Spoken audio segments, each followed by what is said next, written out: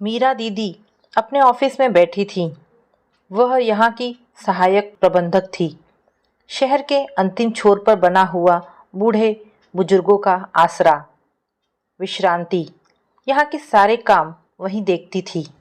नया प्रवेशार्थी भी जब आता तो वही देखती कि कितनी उम्र है, यहाँ किस कारण से आना पड़ा, स्वास्थ्य संबंधी कोई परेशानी तो नहीं। फिर इसी आधार पर उनके रहने की व्यवस्था होती। नए साथी के साथ पुराने वासियों का बर्ताव, उसको वहाँ जल्दी से जल्दी लोगों के साथ कोई दिक्कत ना आए, यह सब भी वही देखती। अक्सर उसे लगता कि यह बात सच है कि बच्चे और बूढ़े एक से होते हैं। नर्सरी स्कूल में जो कठिनाई आती है वही यहाँ भी। ये लोग भी कभी कभी अपनी जिद पर अड़ से जाते तो उन्हें संभालना भी समझदारी का ही काम था। मीरा अब अभ्यस्त हो चुकी थी। पिछले 25 वर्षों से वह यहाँ थी। स्टाफ के लोग उसे दीदी पुकारते थे, पर अब वह जगत दीदी ही बन चुकी थी। यहाँ के 80-90 साल के बुजुर्ग लोग भी उसे दीदी ही कहते हैं और उसकी बात भी मान लेते हैं।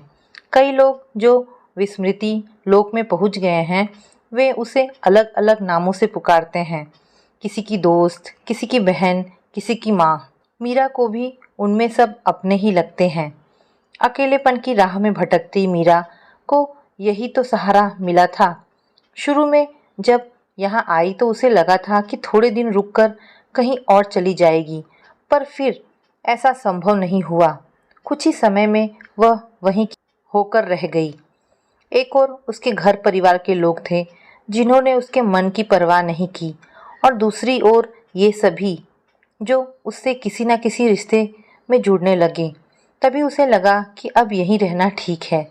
अपनी जवानी और प्रौढ़ावस्था तक जितनी संभव हो सेवा करेगी, और बुढ़ापे का आसरा तो यह है ही। तो अब यहीं काम करना उसका ध्येय बन गया था।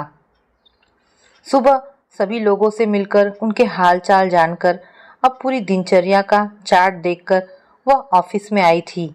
तभी चपरासी किशन ने बताया कि एक नया सदस्य आपकी राह देख रहा है। उसको छोड़ने जो आदमी आया था शायद उनका बेटा ही था। वो बड़ी जल्दी में था, अतः आपका इंतज़ार नहीं किया, बस ये लिफाफा दे गया। बोला सारी जानकारी है इसमें, फ़ोन नंबर भी है, अगर ज़रूरत पड़े तो।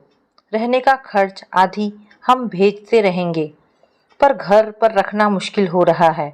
बस इनके पैर छुए और चलता बना। एक बूढ़ी महिला है, अभी बाहर के कमरे में है, पर सोफे पर ही सो गई हैं, शायद थकी हुई थी।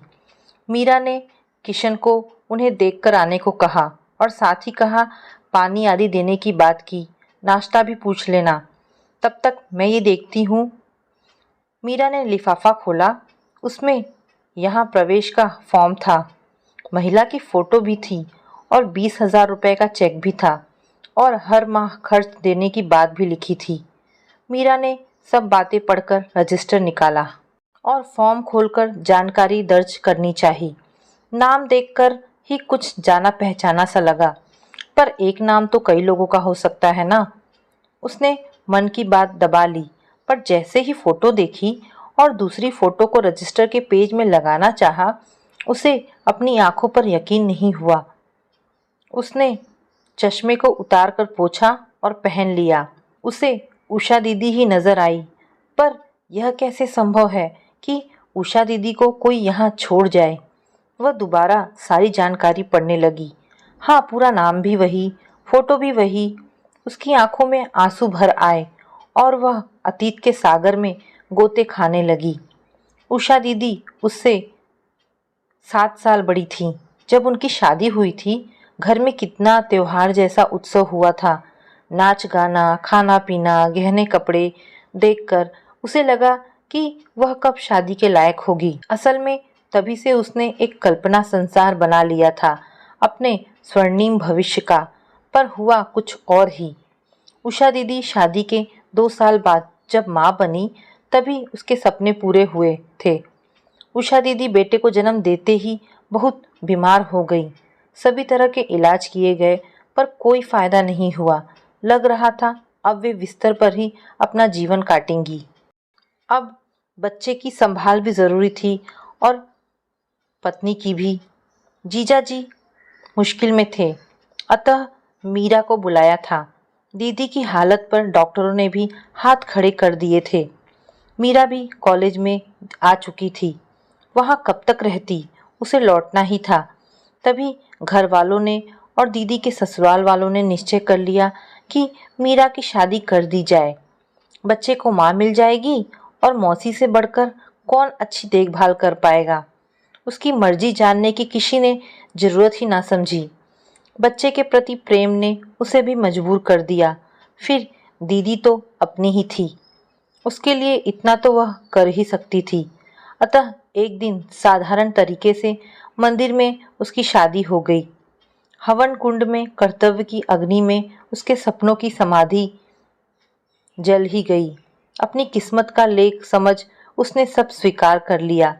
पर जीजा जी जो अब उसके पति बन चुके थे, उसी दिन से पराये हो गए। उन्होंने पहले ही इस विवाह को नामंजूर कर दिया था। घर के लोग मिलकर क्या बच्चे को नहीं पाल सकते? उसके लिए किसी और की जिंदगी क्यों बर्बाद हो? पर कोई सुने तब ना। उन पर भी जबरदस्ती यह रिश्ता सौंप दिया गया। मीरा से कह दिया था, तुम हमेशा आज़ाद हो इस बंधन से, हमारे बीच ये रिश्ता कभी नहीं पनपेगा। पर अब समाज के सामने तो वे इस बंधन में बंध ही चुके थे। उसका क्या? उस घर में मीरा एक आया और नौकरानी बनकर रह गई। घर की बहू होने के नाते सारे काम निभाने ही थे। बच्चे सुमित को पालना ही उसका धर्म था। मायके वाले भी निश्चिंत थे, अब उसे जीना तो था ही। इस बात को लगभग 5 साल बीतने को आए। तभी एक करिश्मा सा हुआ। दीदी बिल्कुल ठीक होने लगी। धीरे धीरे सभी बातें उन्हें मालूम हो गई।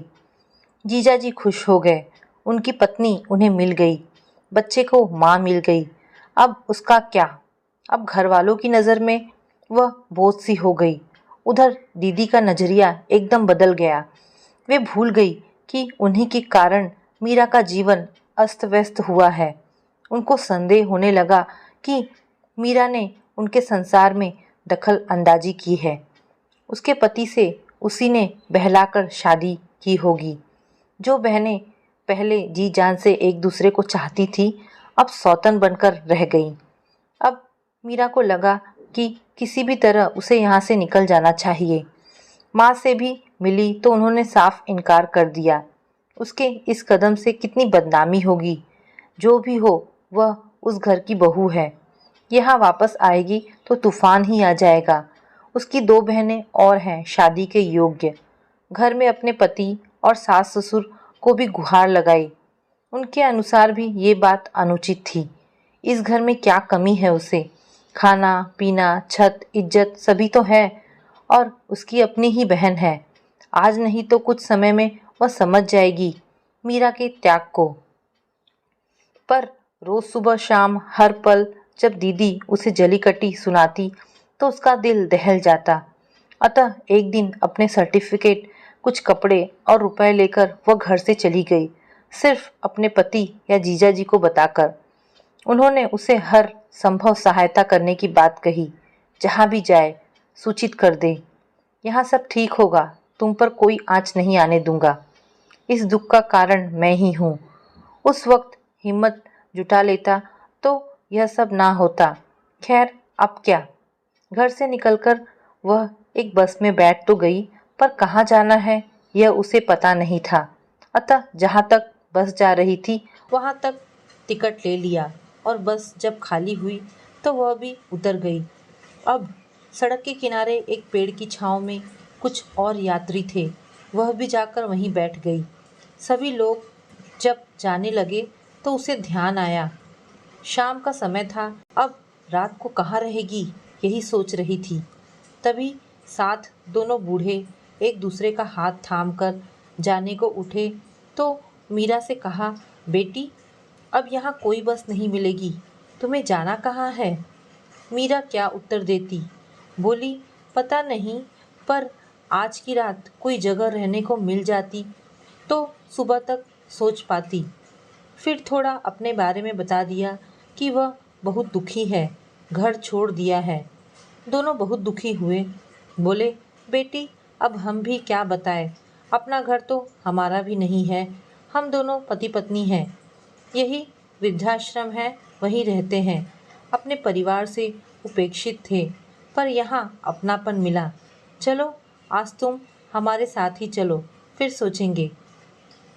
आश्रम में औरों को भी सहायता मिल जाती है और वह उनके पीछे पीछे चल दी थी।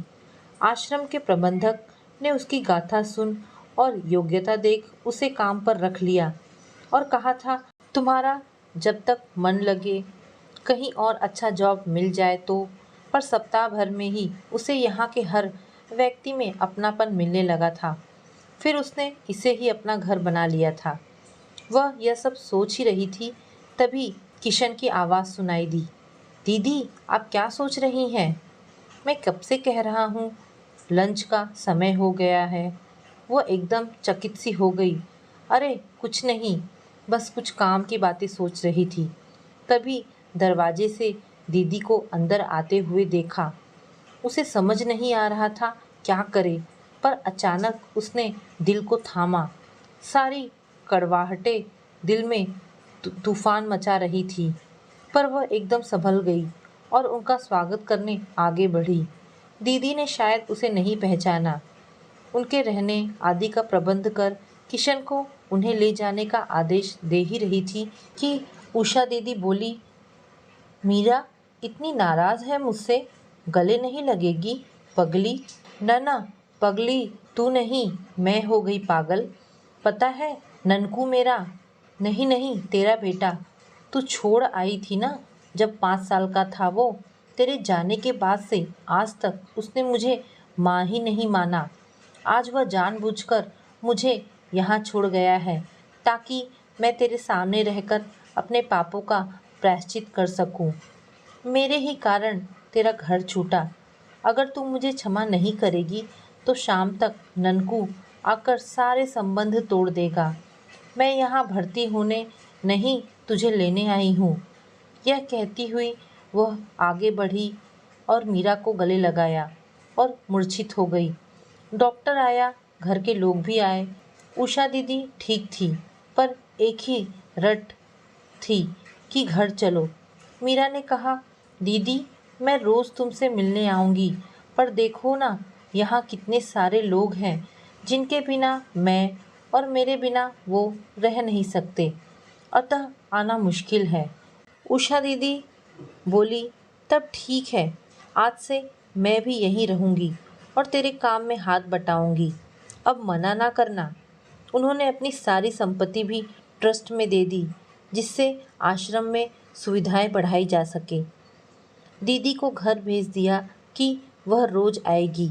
उनकी मानसिक स्थिति ठीक नहीं थी। ननकू की आंखों में आंसू थे। जन्म से लेकर 5 साल तक उसने मीरा को ही माँ माना। फिर उसके अचानक छोड़ जाने से सदमे में था। बड़े होने पर सब बातें समझ में आई थी।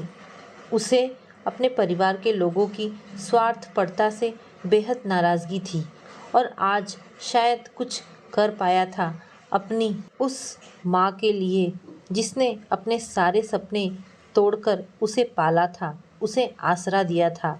उषा ने अपनी छोटी बहन से माफ़ी मांग ली थी। मीरा का परिवार अब बढ़ गया था। तो दोस्तों ये कहानी यहाँ पर समाप्त होती है। आपको ये कहानी कैसी लगी मुझे कमेंट करके अवश्य बताएं। धन्यवाद दोस्तों।